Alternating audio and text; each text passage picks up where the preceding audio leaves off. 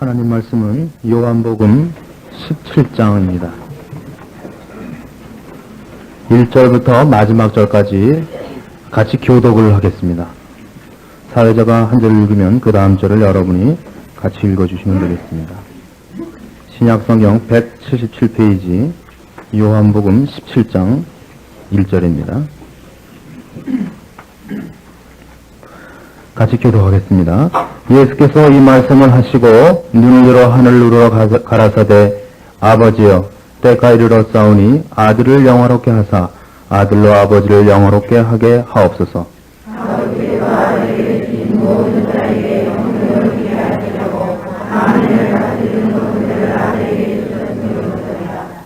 영생은 곧 유일하신 참 하나님과 그의 보내신 자 예수 그리스도를 아는 것이니이다.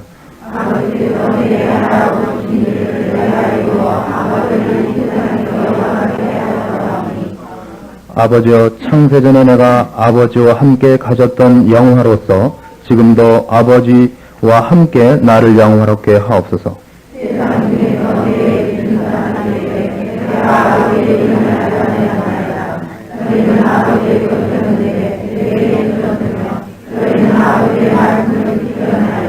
지금 너희는 아버지께서 내게 주신 것이 다 아버지께로서 온 것인 줄 알았나이다.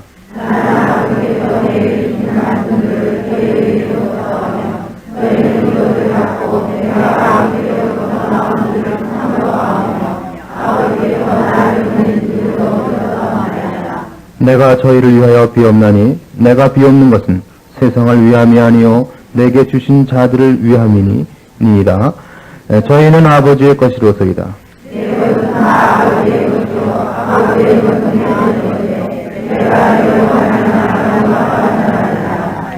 나는 세상에 더 있지 아니하오나 저희는 세상에 있사옵고 나는 아버지께로 가옵나니 거룩하신 아버지여 내게 주신 아버지의 이름으로 저희를 보존하사 우리와 같이 저희도 하나가 되게 하옵소서.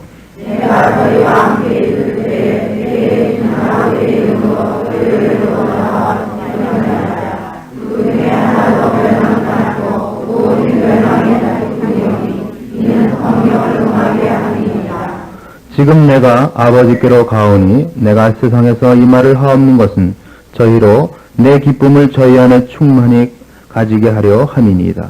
내가 아버지의 말씀을 저희에게 주었사오며 세상이 저희를 미워하였사오니 이는 내가 세상에 속하지 아니함 같이 저희도 세상에 속하지 아니함이니이다. 내가 비옵는 것은 저희를 세상에서 데려가시길 위함이 아니요 오직 악에 빠지지 않게 보존하시기를 위함이니이다. 내가 세상에 속하지 아니함 같이 저희도 세상에 속하지 아니하였사오나이다. 저희를 진리로 거룩하게 하옵소서. 아버지의 말씀은 진리니이다. 아버지께서 나를 세상에 보내신 것 같이 나도 저희를 세상에 보내었고 또 저희를 위하여 내가 나를 거룩하게 하오니 이는 저희도 진리로 거룩함을 얻게 하려 함이니이다. 내가 배우는 것은 이 사람들은 함께하게 하며 또 저희 말을 위하여 말하는 사람들도 하리니 아버지께서 내 안에 내가 아버지 안에 있는 것 같이 저희도 다 하나가 되어 우리 안에 있게 하사 세상으로 아버지께서 나를 보내신 것을 믿게 하옵소서. 내게 주신 영광을 내가 저희에게 주었사오니 이는 우리가 하나가 된 것 같이 저희도 하나가 되게 하려 함이니이다. 곧 내가 저희 안에 아버지께서 내 안에 계셔 저희로 온전함을 이루어 하나가 되게 하려 함은 아버지께서 나를 보내신 것과 또 나를 사랑하심 같이 저희도 사랑하신 것을 세상으로 알게 하려 함이로소이다. 아버지여 내게 주신 자로 하나님 곳에 나와 함께 있어서 아버지께서 창세전부터 나를 사랑하신 것 내게 주신 나의 영광을 저희로 보게 하시기를 원하나이다. 의로우신 아버지여 세상이 아버지를 알지 못하여도 나는 아버지를 알았sap고 저희도 아버지께서 나를 보내신 줄 알았sap나이다. 내가 아버지의 이름을 저희에게 알게 하였고 또 알게 하리니 이는 나를 사랑하는 사람이 저희 안에 있고 나도 저희 안에 있게 하려 함이니이다. 요한복음 17장은 예수님께서 하나님 앞에 드린 기도문입니다.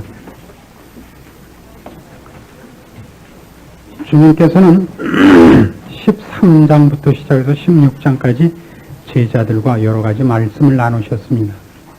그리고 17장에 이르러서는 드디어 하나님 아버지께 개인적인 기도를 드립니다. 1절 보시면 예수께서 이 말씀을 하시고 나서 이렇게 직역을 해야 맞습니다. 이 말씀들을 하시고 나서 눈을 들어 하늘으로 가라사대 이제 기도를 하시는 대목입니다. 복음서 어디를 보아도 예수님의 기도한 내용은 기록되어 있지 않습니다. 새벽에 기도하러 가셨다.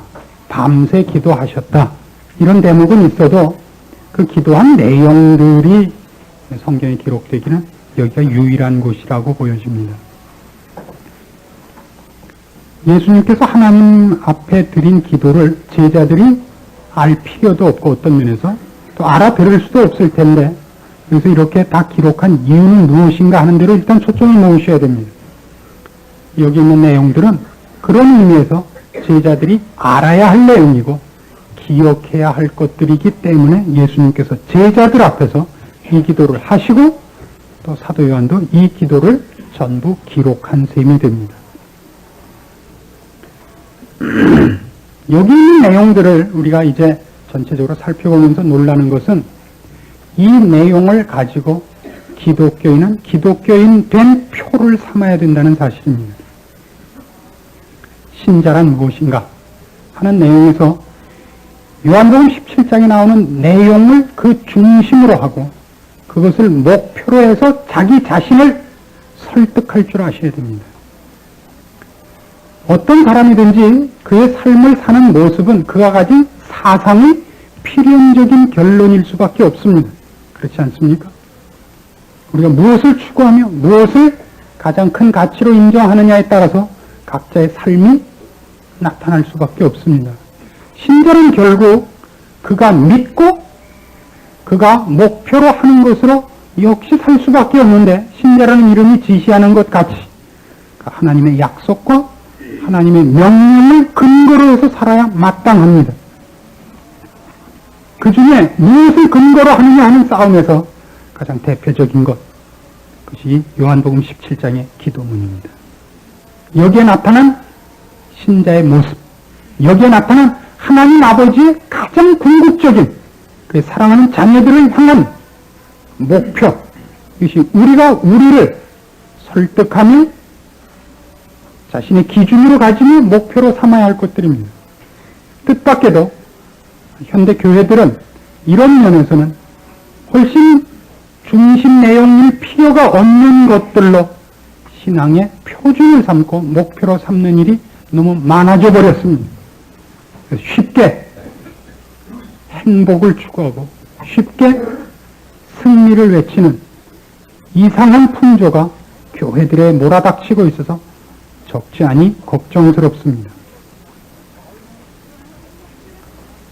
우리가 갖고 있는 신앙의 내용들과 우리가 소망하고 있는 약속들이 우리의 삶의 전 영역에 힘을 발휘하지 못한다면 우리는 우리가 갖고 있는 것을 믿지 않든지 믿은 것을 행하는데 어떤 어려움이 있든지 우리가 알고 있는 것들이 전 영역에 펼쳐질 만한 것이 아닌 것으로 잘못 핵심을 삼고 있든지 그 중에 하나일 것입니다. 오늘날 한국 교인들이 겪고 있는 가장 큰 아픔은 주일날 와서 가지는 신앙적인 행위와 세상을 사는 것 사이에 방법론과 원리와 목표에 커다란 차이가 있음에도 불구하고 하나도 갈등이 없다는 것 아니겠습니까? 그것은 분명히 우리가 기독교 신앙의 핵심들을 핵심 아닌 것으로 잘못 가지고 있기 때문에 둘이 공존할 수 있는 게 아닌가 싶습니다. 이럴 수는 있습니다. 내가 정당한 내용을 핵심으로 갖고 있으면 그렇게 살지 못하는 믿음의 연약함이 노출되는 것일 수는 있습니다. 그러나 거기에는 갈등이 있어야 되고 괴로움이 있어야 되고 후회가 있고 도심을 구하는 기도가 있어야 됩니다. 없습니다. 너무 떳떳합니다. 그냥 살만 피둥피둥 치고 죄를 짓고 사는 세상살이와 예수를 믿는 것 사이에 전혀 갈등이 없이 그러나 성경적인 약속들과 내용들이 결단코 세상 영역에 적용되지 않는 그런 신자들을 너무 많이 봅니다. 어떻게 해서 그렇게 됐죠? 내용이 세상에 갖고 가서 충돌하지 않을 것들로 신자의 신앙 내용을 삼아버렸기 때문입니다. 쉽게 행복, 쉽게 성공이 되었죠. 예수를 믿으면 병도 안 걸리고 애도 공부 잘하고 돈도 막 벌고 이런 것이 핵심이 되어버려서 신자들은 신자답지 않음에도 불구하고 아무런 갈등 없이 세상과 교회를 오락가락할 수 있게 되어버린 것 같습니다. 오늘은 심상치 않죠. 우리가 누구냐 하는 문제에 있어서 성경은 이렇게 얘기하는 셈입니다. 17장의 전 내용을 요약하자면 이런 내용들입니다. 예수님께서 오셔서 하나님 아버지께서 우리를 향하여 가지신 뜻을 다 펼치셨다는 것이 첫 번째 주요 내용으로 시작이 됩니다. 아버지를 드러냈다. 저들이 다 내가 아버지가 보내서 온 줄 알게 되었습니다. 내가 하는 말이 내 말이 아니라 아버지의 말인 것을 알게 되었습니다. 그리고 저들은 이제 더 이상 세상에 속하지 아니하였습니다. 아버지께 속했습니다. 이제 아버지께서 나를 통하여 아버지를 나타내신 것 같이 저들을 통하여 또 아버지를 나타내시기를 기뻐합니다. 저들에게 이 책임을 준 것뿐만 아니라 그것이 아버지가 내 안에 있고 내가 아버지 안에 있는 것 같은 그 사랑의 긴밀한 관계 속으로 저들을 초대했기 때문입니다. 이제 저들은 내가 아버지 안에 있고 아버지가 내 안에 있어 하나인 것 같이 우리 안에서 하나입니다. 이 신자입니다. 신자란 그의 존재가, 그의 존재 자체가 하나님의 모습이 표출되는 자인 겁니다. 어떤 행위를 하기 이전에, 어떤 사건을 일으키기 이전에, 말을 하거나 행동을 표현하기 이전에 그는 존재론적으로 하나님에 의해서 살며 하나님과 같이 있으며 그를 보는 하나님을 보는 자로서 존재한다고 성경은 신자를 정의하는 것입니다. 대표적인 성경 구절을 찾읍시다. 마태복음 5장입니다. 13절 말씀 봅니다. 너희는 세상의 소금이니 소금이 만일 그 맛을 잃으면 무엇으로 짜게 하리요? 후에는 아무 쓸데없어 다만 밖에 버리고 사람에게 밟힐 뿐이며 너희는 세상의 빛이라. 산 위에 있는 동네가 숨기지 못할 것이요 사람이 등불을 켜서 말 아래 두지 아니하고 등경 위에 두나니 이러므로 집안 모든 사람에게 비추느니라. 이같이 너희 빛을 사람 앞에 비추게 하여 저희로 너희 착한 행실을 보고 하늘에 계신 너희 아버지께 영광을 돌리게 하라. 착한 행실이라는 것을 윤리적, 도덕적으로 생각하시면 안 됩니다. 우린 다른 사람이다 말입니다. 빛을 비춰 소금이 돼요. 우린 다른 존재입니다. 생명 있는 존재입니다. 우린 빛이고 진리입니다. 유일하게 우리는 빛이 묻어있고 생명이 묻어있고 그런 존재입니다. 다른 존재입니다. 이것이 윤리와 도덕적인 차원을 벗어난다는 것이 뒤에 쭉 연결이 되어 설명이 됩니다만 대표적인 것 같은 마태복음 5장 38절 이하의 말씀을 봅시다. 또 눈은 눈으로 이는 이로 갚으라 하였다는 것을 너희가 들었으나 나는 너희에게 이르노니 악한 데를 대적지 말라. 누구든지 내 오른편 뺨을 치거든 왼편도 돌려대며 또 너를 성사하여 속옷을 가지고자 하는 자에게 겉옷까지도 가지게 하며 또 누구든지 너로 억지로 오리를 가게 하거든 그 사람과 심리를 동행하고 네게 구하는 자에게 주며 네게 꾸고자 하는 자에게 거절하지 말라. 또 네 이웃을 사랑하고 네 원수를 미워라 하였다는 것을 너희가 들었으나 나는 너희에게 이르노니 너희 원수를 사랑하며 너희를 핍박하는 자를 위하여 기도하라. 이같이 한즉 하늘에 계신 너희 아버지의 아들이 되리니 이는 하나님이 그 해를 악인과 선인에게 비추게 하시며 비를 의로운 자와 불의한 자에게 내리우심이니라. 너희가 너희를 사랑하는 자를 사랑하면 무슨 상이 있으리요? 세리도 이같이 아니하느냐? 또 너희가 너희 형제에게만 미행하면 남보다 더하는 것이 무엇이냐? 이방인들도 이같이 아니하느냐? 그러므로 하늘에 계신 너희 아버지의 온전하신 것 같이 너희도 온전하라. 아버지의 온전하심 같이 온전할 것을 요구합니다. 우리 그런 자리로 초대를 받고 있습니다. 그게 뭐냐? 오른편 뺨을 맞으면 왼편 뺨입니다. 왜 오른편 뺨부터 맞죠? 왼손잡이가 때려서? 뺨은 앞으로 때리는 것이 아닙니다. 모욕적인 장소입니다. 손등으로 때리면 오른편 뺨을 맞게 되죠. 가장 모욕적으로 맞은 데 대한 표현입니다. 그때도 왼편 뺨을 대야 됩니다. 말하자면 바보가 되라는 뜻은 아닙니다. 복수심에 관한 한 우리는 손 놓은 사람입니다. 한 인간이 인간에 대해서 하는 일이 왜 그토록 몰상식하며 말이 되지 않으며 그토록 더러울 수밖에 없는가를 상대방의 책임이보다 죄 때문이라는 걸 알고 있어서 자존심을 차원해서 복수심으로 맞대꾸하지 않는 자입니다. 왜요? 우리 이제 생명 안에서 모든 것을 알게 된 자이기 때문입니다. 우리 더 이상 사람들과 생존 경쟁을 벌이지 않습니다. 눈은 눈으로라고 하지 않았는가? 그것은 복수심을 절제케 하는 부정적 요구였습니다. 옛날엔 힘 있는 사람들이 자기가 당한 조그만 10원어치 손해본 걸 1억원어치로 갚아버린 일들이 있기 때문에 정해진 율법이었습니다. 한국 이조시대 때 찾아왔던 서구 사람 중에 한 사람이 한국을 보고 가서 쓴 책 중에 이런 기록이 있습니다. 한 번은 길을 가는데 한양거리에서 저놈 잡아라 하는 소리와 함께 포졸셋이 육로방망이를 들고 뛰어가는 것이 보였답니다. 뛰다가 어떤 선비의 도포자락을 밟았습니다. 집신 자국도 선명하게 도포자락에 찍힌 겁니다. 선비가 이놈들 개에 섰거라! 추상 같은 호령과 함께 셋은 정말 그 자리에 서더랍니다. 따라오너라! 어떻게 하나 보려고 이 사람도 뒤를 쫓아갔답니다.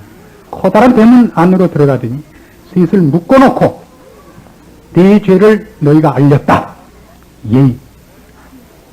눈이 있어도 앞을 못 보니 있어 무엇하겠느냐 뽑아라. 세 사람의 눈 5을 뽑고 하나를 남겨놓더니 돌아가는 길에 길을 못 찾을까 하나는 남겨뒀으니 고마운 줄 알아라. 성은이 망극하여이다 와 함께 돌아서더라는 것입니다. 그것을 막기 위한 법이었습니다. 도포자락 밟아서 그럼 모두 그의 옷이나 밟고 끝내야지. 상대방은 도포자락 밟았는데 눈을 5알이나 뽑아서는 안 된다. 이건 거봉 포도알에 안 된다 이겁니다.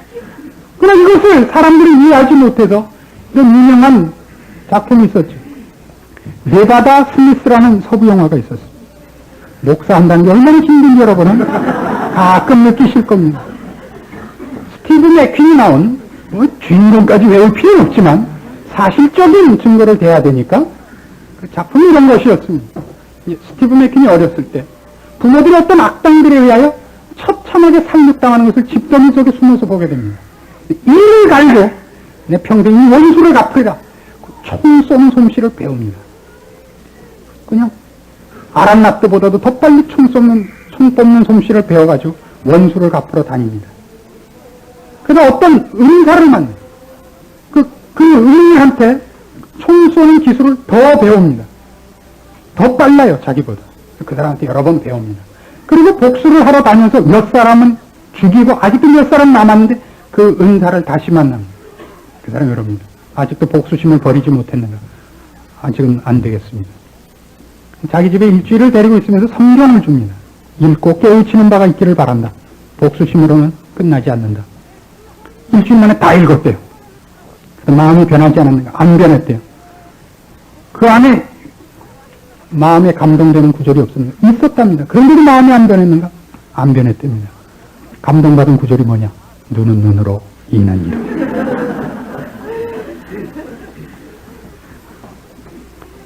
성경만큼 어려운 책은 없습니다. 각자가 자기 욕심을 따라 해석하기 시작하면 성경만큼 편한 게 없죠. 얄개를 벌주던 교장 선생님은 그랬죠. 예수님도 성전에서 채찍을 들어 상인들을 쫓았습니다. 거짓말하는 것 나쁩니다. 학생 매 맞아야 되겠습니다. 얄개가 그러죠. 어찌하여 예수 믿는 사람이 원수를 사랑하지 않고 매를 듭니까? 다 성경의 내용이죠. 그 내용이 무엇을 지시하며 무엇을 요구하는가를 제대로 알지 못하면 성경만큼 어려운 책은 없습니다. 그 얘기입니다. 다른 사람입니다. 생존 경쟁을 자리에 서지 않으면 더 이상 사람을 잡아먹는 자리에 있잖아요. 사람으로 우리의 의지력을 삼지도 않습니다. 사람과 경쟁하여 이기는 것을 승리로 삼지도 않는 자로 바뀐 사람들입니다. 우리는 다른 사람입니다.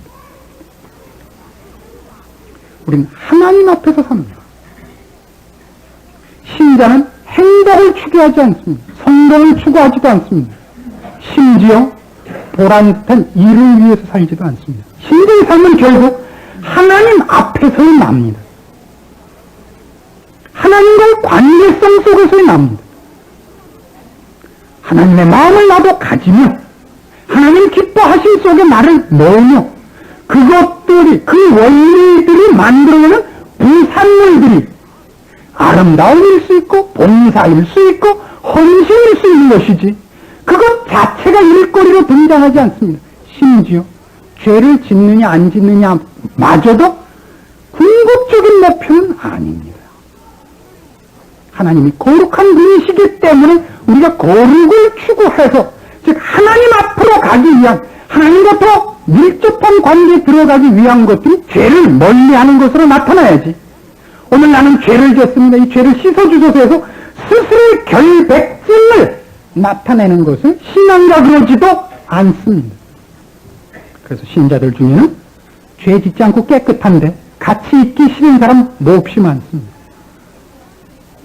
분명히 잘났는데 만나면 의해스럽지 않고 어딘가 사람에게 이상한 자존심에 그 화나는 부분들을 격발시키는 모습들을 보게 됩니다. 잘났는데 따귀를 한 대 꼭 때려주고 싶은 사람들이 생겨나는 법입니다. 왜요? 하나님 앞에서의 아름다움을 추구하는 것이 아니라 율법적으로 자기를 치장하는 것으로 기독교를 몰고 갔기 때문입니다. 그걸 보면 하나님의 온전하심이, 하나님께서 우리를 향하여 갖고 계신 사랑이, 하나님의 은혜가 영광이 넘쳐나는 자로 서 있지 않고 나는 잘했다, 난 그런 실수 안 했다, 난 하나님과 다 했다, 자기 치장, 자기 일만 나타냈기 때문일 것입니다. 그것을 기독교라 그러지 않습니다. 너희 빛을 사람 앞에 비치라. 본문이 바로 그 얘기입니다. 17장에 돌아와 보실까요? 4절 말씀 보십시오. 예수님께서 얼마나 정확히 이 표현을 하셨는가 보십시오. 아버지께서 내게 하라고 주신 일을 내가 이루어 아버지를 이 세상에서 영화롭게 하였습니다. 주님께서 하신 일이 뭐죠? 죽는 일입니다. 십자가에 달려 죽어버리신 일입니다. 로마서 5장 8절식으로 얘기를 하자면 그리스도께서 우리를 위하여 십자가에 죽으신 것이 아버지께서 우리에 대한 사랑을 확증하는 모습이었다고 분명히 묘사하고 있지 않습니까? 그의 죽으심이 하나님 우리를 얼마나 사랑하시는가, 그 가장 아름다운 증거물이 되고 있지 않습니까? 우리를 증명하기 위하여 하나님을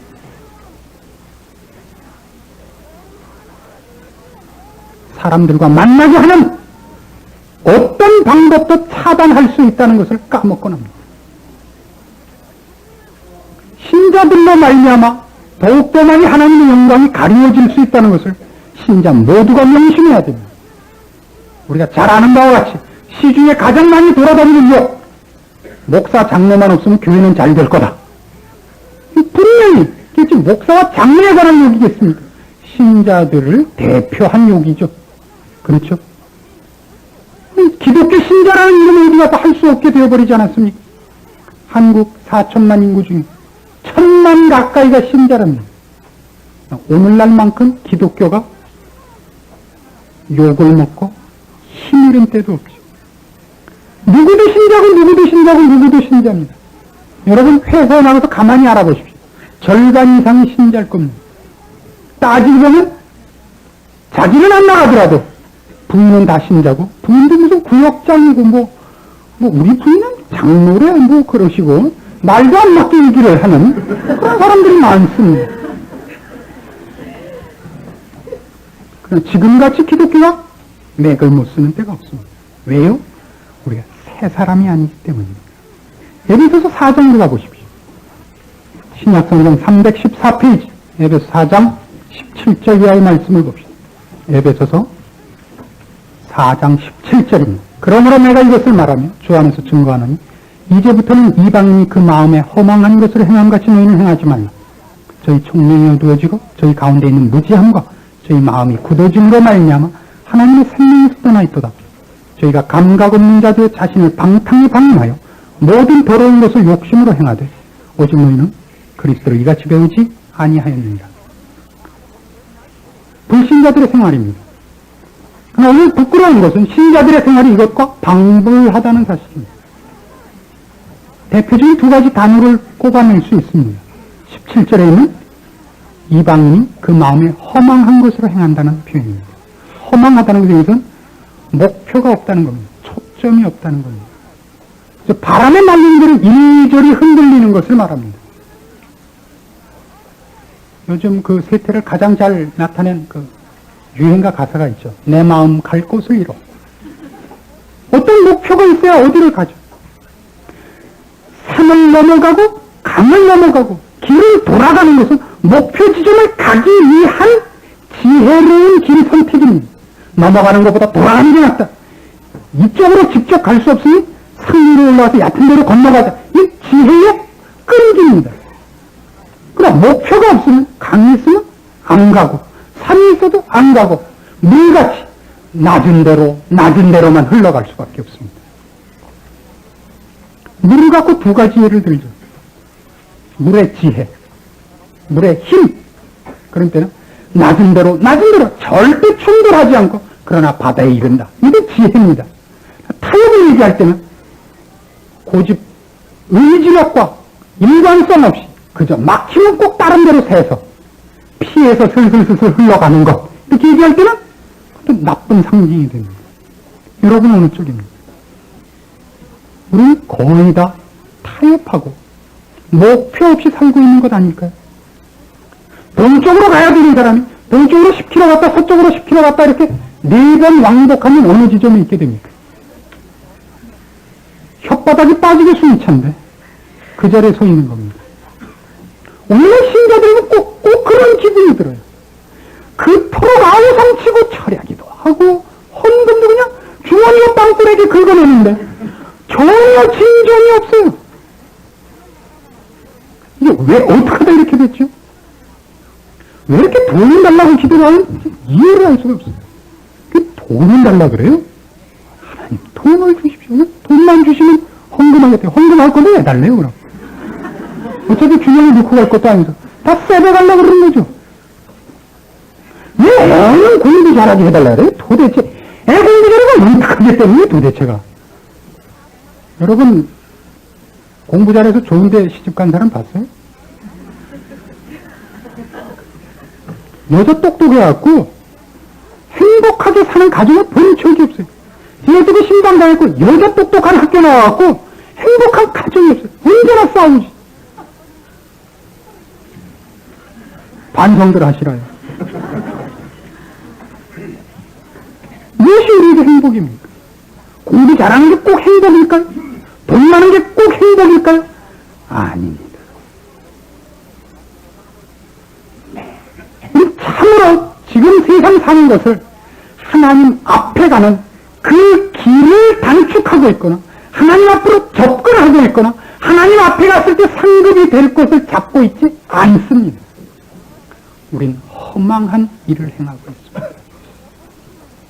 우리같이 미련할까요? 우리가 그럴 건 없죠. 저는 아니니까. 여러분같이 미련할까요? 또 하나의 단어가 나옵니다. 19절 보십시오. 저희가 감각 없는 자들요 자신을 방탕에 방임했다릅니다. 방탕하다는 것은 더러운 일을 했다는 것이 아닙니다. 허비하고 소모하고 있다는 뜻입니다. 자기가 해야 할 일을 아무것도 안 하고 시간만 흘리고 있는 것을 방탕하다릅니다. 미련하고 게으른 것을 지칭하는 겁니다. 신자들을 만나보면 어쩌면 그렇게 오래전부터 예수를 믿었나 몰라요. 30년, 40년을 믿었는데 어쩌면 그토록 게으르고 있었는지도 몰라요. 그걸 자랑스럽게 얘기해요. 사실은 제 어머님도 권사님이셨습니다. 근데 지금 뭐하고, 지금 그냥 교회 갈 때 그냥 마누라 차만 태워주고 그냥 밖에 있다 옵니다. 이게 뭐예요? 40년을, 50년을, 어머님도 권사, 아버님도 장로, 동생도 뭐, 어디 교회 전도사, 부인도 여전도회 회장. 당신은요? 안 믿는 건 아닌데, 믿는 것도 아닌, 쪼다.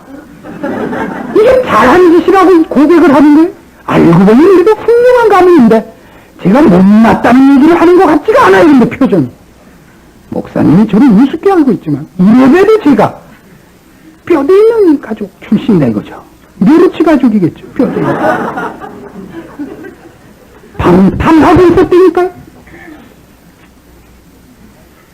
아까 우리 장로님이 기도하신 것까지. 우리 교회 지금 문제 중에 하나가, 이렇게 1000여 명씩이나 오시는 분 중에, 우리 교회에 실제로 마음을 두고 신앙생활을 하기로 결심하신 분이 많지 않다는 사실입니다. 우리 교회만의 병은 아닙니다. 한국 교회의 병이죠. 왜냐하면 책임의 첫째 소재는 교역자들에게 있었던 걸 인정해야 됩니다. 그저 좀 들어오면 그저 어떻게든지 붙잡아다가 그저 물 한 점 안 남게 쥐어 짜가지고 그냥 있는 거 다 털어먹었으니 발 안 디뎌놓으려 그랬죠. 그저 뭐 좋은 차 사내라, 뭐 해라 그래갖고 뭐 교회 줘라, 뭐 목사 그냥 화장실 대리석 깔아라 이런 말은 다 김새서 다 안 들어와요. 분명히 큰 문제입니다. 그러니까 그거는 그런 부작용이 있었던 것을 우리가 경계해야 되지만 안 들어와 있는 게 절대 자랑은 아닙니다. 여러분의 행복과 축복을 위해서 여러분이 그렇게 되어 있는 것을 여러분이 안타까워하셔야 됩니다. 구경꾼이어서는 안 됩니다. 우리는 전부 구경꾼이었습니다. 지금도 구경꾼이고 앞으로도 구경꾼일 위험성이 있습니다. 이 문제 우리는 훨씬 허비하고 보내지 않기 위한 정당한 지도를 요구해야 됩니다. 여러분이 만약 피아노 학원에 갔는데 가르치는 선생님이 한 번도 여러분이 와서 치는 걸 지적을 안 해준다면 여러분 가만히 있으시겠습니까? 여러분이 태권도 학원에 갔는데 사범이 한 번도 자기 자식을 손봐주지 않는데도 가만히 있겠습니까? 그래서는 안 됩니다. 자꾸 물어봐야 됩니다. 내가 지금 잘하고 있는가? 틀린 것은 없는가? 빌립보서 3장에 가면 이 문제에 대해 조금 더 진한 얘기가 나옵니다. 17절 이하의 말씀을 봅니다. 빌립보서 3장 17절입니다. 형제들아, 너희는 함께 나를 본받으라. 또 우리로 본을 삼은 것 같이 그대로 행하는 자들을 보이라. 내가 여러 번 너희에게 말하였거니와 이제도 눈물을 흘리며 말하노니 여러 사람들이 그리스도 십자가의 원수로 행하느니라. 저희의 마침은 멸망이요 저희의 신은 배여 그 영광은 저희의 부끄러움이 있고 땅의 일을 생각하는 자라. 여기도 놀라운 지적이 하나 있습니다. 그리스도 십자가의 원수로 행합니다. 우리는 다른 사람입니다. 하나님의 온전하심에 참여한 자입니다. 그 부르심을 입은 사람들입니다. 예수 그리스도가 있었음으로 말미암아 우리가 아버지를 볼 수 있었듯이 우리를 봄으로 말미암아 모든 사람들이 그리스도를 보며 하나님을 볼 수 있어야 됩니다. 근데 그렇게 안 살고 그리스도의 십자가에 원수로 행합니다. 우리를 보면 그 마음에 있는 탐욕, 종교로 덧칠한 사기, 양의 가죽을 쓴 일, 꼬리 9개 달린 구미호, 그게 너무나 뻔히 보여. 얘들아, 난 할머니다. 손 내밀어봐요. 할머니 왜 이렇게 손이 커요? 왜 손톱이 길어요? 나는 그리스도의 사랑을 전하러 왔습니다. 손 내밀어보세요. 왜 그렇게 손이 크고 털이 그렇게 났어요? 당신은 영지요, 일이지요. 세상 사람들이 아무도 행복하지 않게 된 이유입니다. 신자들하고 동업하지 마십시오. 신자들하고 돈거래하지 마십시오. 순악당들입니다. 필요할 때마다 하나님의 이름을 빌려고 해서 빌릴 때는 그리스도의 사랑을 얘기하고 안 갖고 또 먹을 때는 하나님은 이 깊은 뜻을 아실 거야 라고 이상한 말을 하는 것이 예수 같은 신자들이 하는 짓입니다. 안 믿는 사람과 하십시오. 그 사람들 최소한의 법이 있고 상식이 있지만 믿는 사람은 순악당에 말도 안 되는 사람들이요.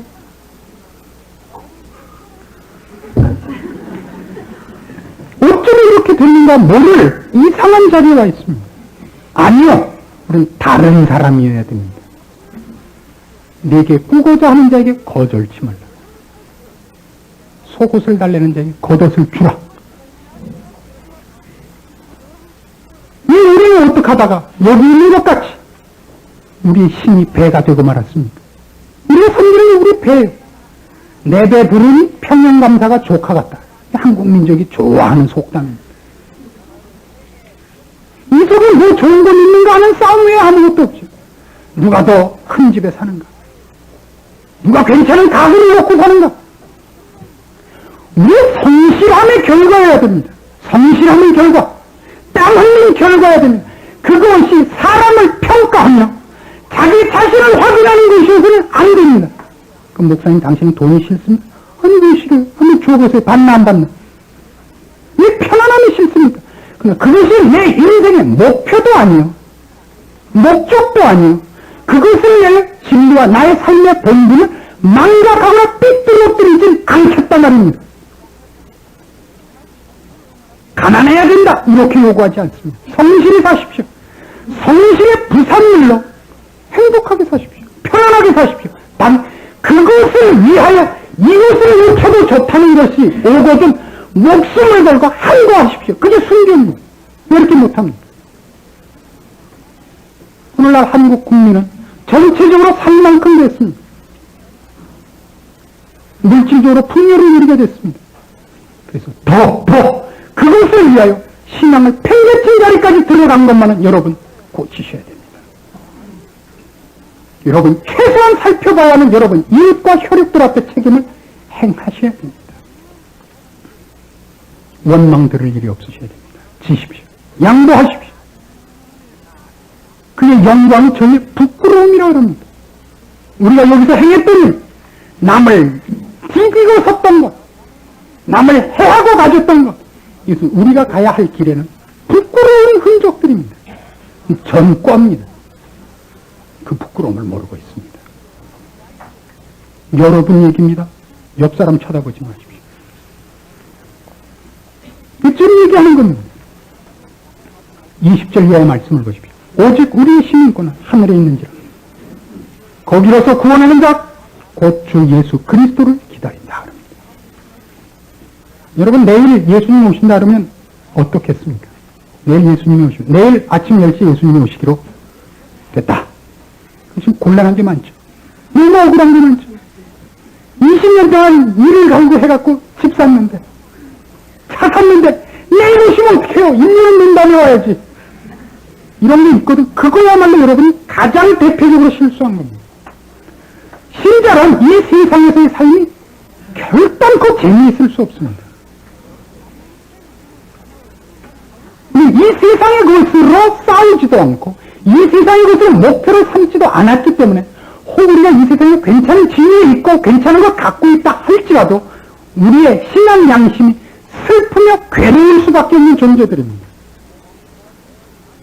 그렇지 않고 이 세상 삶이 너무나 재미있는 것이 있다면 여러분 그것이 여러분을 하나님 앞으로 가는 길을 막고 있는 것이라는 걸 명심하십시오. 우리는 의전을 털어버리고 갈 수 있어야 됩니다. 왜 내일 오십니까? 지금 오시죠. 이래야 맞습니다. 내일 오신다면 어떻게 할 것이냐 라는 데서 저촉되는 것 있거든. 다 집어 던지시기를 권합니다. 주 예수를 기다리는 자로서 우리는 살아야 됩니다. 성실하게 사십시오. 성실하게. 그것들 중에 어느 것도 주님 오시는 것을 막을 것은 없습니다. 저희는 이렇게 멸망의 길을 걷고 있습니다. 우리는 아닙니다. 예수 그리스도를 기다립니다. 우리의 삶의 존재가 이 세상에 분깃도 없고 기업도 없고 목적도 없고 고향도 아닙니다. 그 빨리 내려가시지. 아니요. 그렇게 사는 것을 통하여 아버지께서 더 많은 죽어가는 영혼들을 우리를 통하여 구원하시기를 기뻐합니다. 우리를 통하여 하나님의 하나님 되심을 증거하시기를 기뻐하시기 때문에 우리의 존재가 값 있는 겁니다. 그것 외에는 사실은 의미가 없습니다. 그것이 여러분의 삶이어야 됩니다. 그것이 요한복음 17장의 전 내용입니다. 저희는 세상에 속하지 아니하였습니다. 본문으로 돌아가십시오.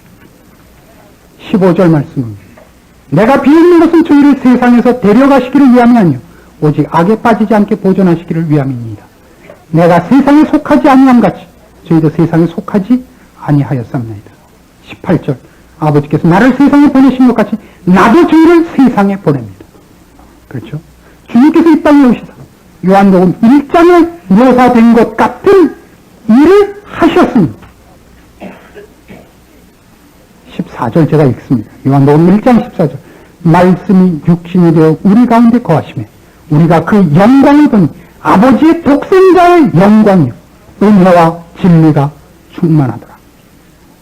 18절 본래 하나님을 본 사람이 없을 때 아버지 품속에 있는 독생하신 하나님이 나타내셨느니라. 그렇게 우리도 보냄을 받습니다.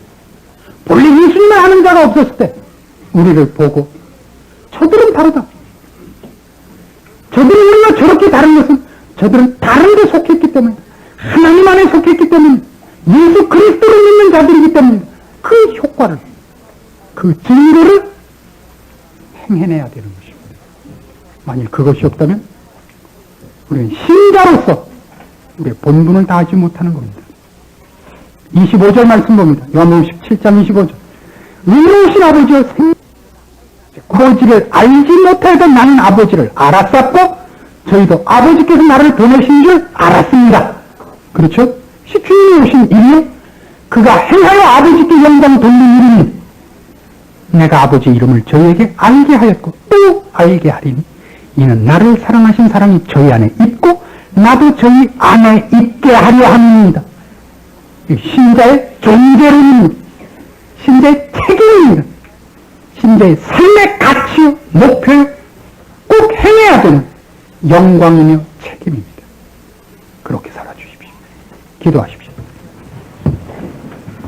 하나님 아버지 은혜를 감사합니다. 우리의 존재가 우리의 삶이 우리가 여기 살아있는 것이 이 모든 세상 사람들에게는 은혜인 것을 확인했습니다. 우리로 말미암아 빛이 비치며 우리로 말미암아 소금이 되며 우리로 말미암아 저희들은 아버지를 볼 수 있습니다. 그러나 오늘 우리가 허망하게 살며 방탕하지 않았는가 돌이켜보게 하여 주시옵소서. 우리의 책임을 놓치고 다른 데 가서 다른 짓 하고 있는 것이 아닌가. 부끄러운 일을 행하며 멸망의 길을 행하며 그리스도 십자가의 원수된 일을 하고 있지 않은가. 오늘 주의 말씀을 들은 주의 자녀들을 자기 자신을 돌아보는 은혜의 시간을 허락하시옵소서. 이제 우리가 하나님의 자녀로 서서 우리가 마땅히 해야 할 일, 우리의 본분, 우리의 책임을 깨우치고 하나님의 자녀로 서며 하나님의 일꾼으로 서며 그리스도를 모신 자로 서 이 땅 위에 저 죽어가는 심령들 앞에 생명으로 빛으로 하나님의 은혜를 전하는 자로 하나님의 영광을 선포하는 자로 자기의 책임을 다하는 자로 서 있게 하사 오늘 우리의 특권을 회복시키시며 우리를 통한 하나님의 은혜를 선포하시며 우리의 의된 감격을 회복시켜 주시옵소서. 교회의 책임과 신자들의 책임과 우리가 우리로 섰기 때문에 생겨나는 기적을 보게 하심으로 살아계신 하나님께 영광 돌리는 백성들 되게 하소서. 그것으로 이 시대와 민족 앞에 펼치시는 하나님의 은혜와 기적을 우리 눈으로 보고 열매를 따며 그 안에서 함께 참소하는 일 여기 모인 주의 백성들에게 넘치게 하소서. 예수님의 이름으로 기도합니다.